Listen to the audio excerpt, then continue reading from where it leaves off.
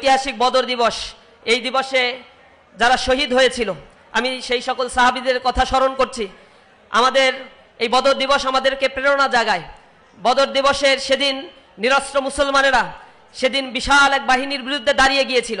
তারা জীবন দিয়েছিল ইসলামের জন্য, তারা রক্ত দিয়েছিল। আল্লাহ রাব্বুল আলামিন সেই রক্তের বদৌলতে ইসলামকে বিজয়ী শক্তি হিসেবে আমাদের সামনে উড্ডীন করেছেন। বদরের শহীদদের কথা আমরা স্মরণ করছি। সেখানে সাহাবায়ে কেরামের কাছে অস্ত্র ছিল না, কিন্তু তাদের কাছে অনেক বড় মনোবল ছিল। তারা বলেছিল যে আমরা জিহাদের জন্য প্রস্তুত আছি, আমরা ততক্ষণ পর্যন্ত জিহাদ করব মা দামাত আইনুম মিন্না, যতক্ষণ পর্যন্ত আমাদের দু চোখের পাতা নড়ে। ইন্নাহু লা নাকুলু কামা ক্বালা বানু ইসরাঈল লিল মূসা আলাইহিস সালাতু ওয়াস সালাম ইযহাব আনতা ওয়া রাব্বুকা ফাকাতিলা ইন্নাহা হুনা কাঈদুন। তারা বলেছিল তুমি আর তোমার মূসা গিয়ে, তুমি আর তোমার রব গিয়ে যুদ্ধ করো, আমরা এখানে অবস্থান করব। এর বিপরীতে সাহাবা আজমাইনরা বলেছিল হে রাসূল আপনি আমাদেরকে ডাক দিন, আমরা দাঁড়িয়ে থাকব, জীবন দিতে আমরা প্রস্তুত আছি।